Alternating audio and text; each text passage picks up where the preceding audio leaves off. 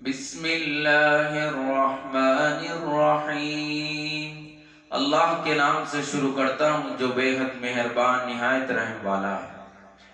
اِنَّا أَعْطَيْنَاكَ الْكَوْثَرَ، اے پیغمبر ہم نے تم کو کوثر عطا فرمائی۔ فَصَلِّ لِرَبِّكَ وَانْحَرْ، اس کے شکریہ میں اپنے رب کی نماز پڑھو اور قربانی کرو۔ اِنَّ شَانِئَكَ هُوَ الْأَبْتَرُ، یقیناً تمہارا دشمن ہی بے نام و نشان رہے گا۔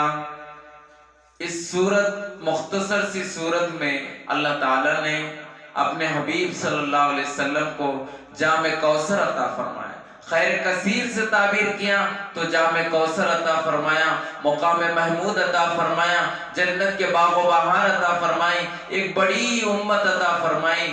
جام کوثر ایسا ہے ایک مہینے تک اس کی لمبائی پر چلنا پڑے گا، ایک مہینائی پر اس پہ چوڑائی پر چلنا پڑے گا، اور دودھ سے زیادہ سفید اور برف سے زیادہ پانی ٹھنڈا، شہد سے زیادہ میٹھا، ایسا جام کوثر پلایا جائے گا۔ کن لوگوں کو پلایا جائے گا؟ سعید نیک آدمی کو پلایا جائے گا، ساری امت کو پلایا جائے گا۔ اور ایک روایت میں ہے، یوں فرمایا ہے کہ حضرت عمر بن عبدالعزیز کے سامنے آقا کی روایت بیان کی، جام کوثر میلے کپڑے پراگندہ بال والوں کو پہلے ترجیح دی جائے گی، تو انہوں نے کہا میری بیوی تو عبد الملک کی شہزادی تھی اور وہ میری بیوی بنی، میں ایسا کروں گا جب تک میں ان حالت میں نہ آ جاؤں عبادت کرتے ہوئے، اس حالت میں میں جام کوثر پیوں۔ سعید لوگوں کو جام کوثر پلایا جائے گا، نیکوکاروں کو جام کوثر پلایا جائے گا۔ آپ کو نماز بھی عطا کی گئی، فَصَلِّ لِرَبِّكَ وَانْحَرْ، یہ نماز یہ عید کی نماز ہو سکتی ہے، اور بھی نماز ہو سکتی، اور قربانی کرو۔ نماز میں بدنی عبادت ہے، جسمانی عبادت ہے، قربانی میں مالی عبادت ہے، ان دونوں کا بھی حکم دیا گیا۔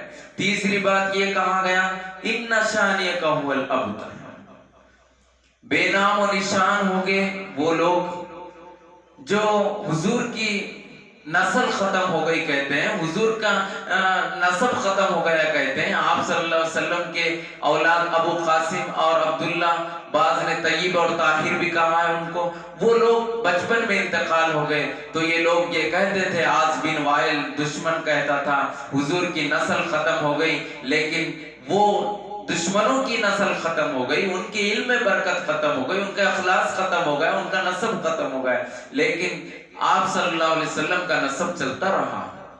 اور دوسری یہ بھی بات معلوم ہوتی ہے، جام کوثر وہ لوگ نہیں پی سکتے جو اپنے طرف سے دین گھڑ لیے ہیں اور اللہ بلا کی چیزیں۔ اور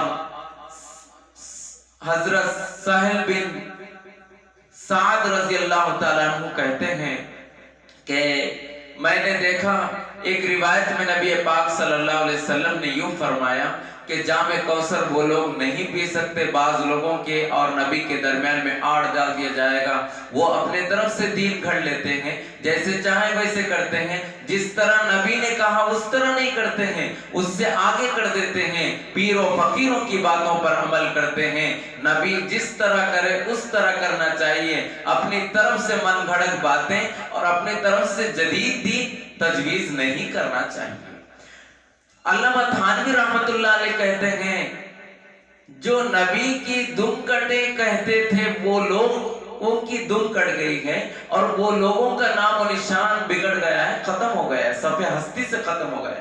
اسی طرح علماء کرام کو جو برا بھلا کہتے ہیں، اس صورت سے معلوم ہوتا ہے من عادی لی ولی فقد آذنتہ بالحرب، جو عالموں کو، مفتیوں کو، علماء کو برا بھلا کہتے ہیں، اللہ تعالیٰ کا اعلان ہے کہ میں جنگ لڑوں گا اور اس کے سامنے اتروں گا۔ میرے بزرگوں، علماء اکرام کے ساتھ بھی بے حرمتی نہ کیا جائے، یہ سبق ملتا ہے۔ اور ایک آخری بات یہ ہے، اس سورت کو روزانہ سونے سے پہلے سورہ کوثر کو 100 مرتبہ پڑھ لو، نبی پاک صلی اللہ علیہ وسلم کی زیارت ہوگی۔ اور ایک یہ بھی ہے کہ اگر کوئی 100 مرتبہ پڑھ لے، ظالم سے، دشمن سے پریشانی ہے تو اللہ تعالیٰ عافیت عطا فرمائیں گے، اللہ عمل کی توفیق عطا فرمائیں۔